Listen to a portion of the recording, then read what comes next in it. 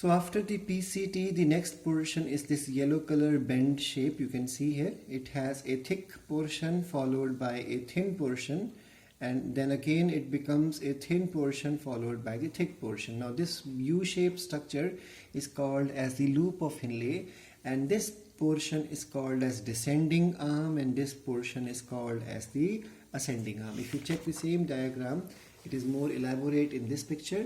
You can easily see there is a tube which goes like a hairpin, and then you can see this portion is thick followed by a thin portion, and again this thin portion gives way to a thicker portion. This whole thing is called as the loop of Inlay. This portion is descending arm.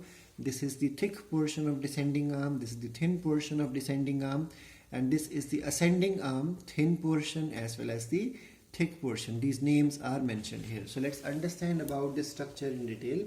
So the descending arm is divisible into two parts, the thick segment followed by the thin segment. So first segment is the thick followed by the thin segment. So let's understand some of the minor details between these thick and thin segments of descending arm. The thick segment is the first portion, and the thin is the later portion. So which one comes first is the thick part, and then the thick portion is joined to, or you can say PCT give rises to thick segment, and then thin segment will finally attach to the ascending limb of the loop of Inlay. 80% of the portion is basically the descending thick portion, and then we have 20% portion is the thin portion. Then the cuboidal cells which are present in the thick portion carry less number of microvilli, but remember, in the case of thin segment, it is not cuboidal epithelium, but it is the squamous epithelium. So squamous epithelium is present in the thin segment and carries very less number of microvilli. And then very easy point again, the thick segment appears wider, which means cavity inside, and the thin segment appears narrower, and the thick segment lies in the cortex as well as medulla, but thin segment is situated only in the medullary portion. Now in the same manner, we have the ascending limb also. So the ascending limb is also divisible into first a thin segment followed by the thick segment. You can see in this picture also, the first portion is the thick segment of descending arm followed by a thin segment of descending arm. Now this is the loop of Inlay, and finally the first one now here to come is the thin arm or thin segment followed by the thick segment.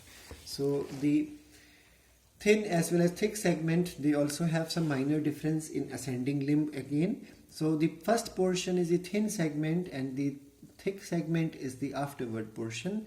And remember, the thin segment will have flat cells and the thick segment will have the cuboidal cells with microvilli. So the differences are quite similar, that whenever it is a thick segment you will have cuboidal cells, and when you have the thin segment you will have the flat cells, which are also called as the squamous cell. But remember, in descending arm the first segment is thick followed by thin, but in the ascending arm the first portion is thin followed by the thick segment. Now there is something special which we learned even in the last class, and that is the Vasa Recta. Vasa Recta, which is also called as the arteriole recta renis, is the U-shaped network of blood capillaries arising from the efferent arteriole for the mechanism of counter current system, which we will be learning in the next class. So let's understand what is Vasa Recta from this diagram. In this diagram, this brown color portion which goes down, you can make out one thing here. Urine goes down and then goes up, but in this direction. Similarly, the efferent arteriole carries the purer blood because urea is gone during filtration. So this blood goes down and then goes up. So you can make out one thing. When the urine is going down, blood is going up opposite to it. When urine is going up, the blood comes down in the opposite direction. So there is something significant which we will be learning in the next classes, and that is the concept of the counter current system. Now the next main point to understand is the distal convoluted tubule.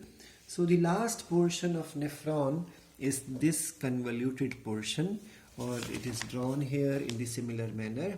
So this convoluted portion is called as the distal one, and remember distal DCT is the highly coiled part that develops as an extension of the ascending limb of loop of Inlay, and it develops in again cortex. So remember, glomerulus or Malpighian body, PCT and DCT are situated in the cortical region in maximum of the nephrons.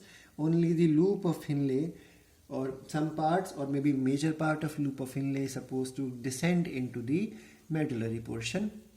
So it is highly coiled part that develops as an extension of ascending limb of the loop of Inlay in the cortex.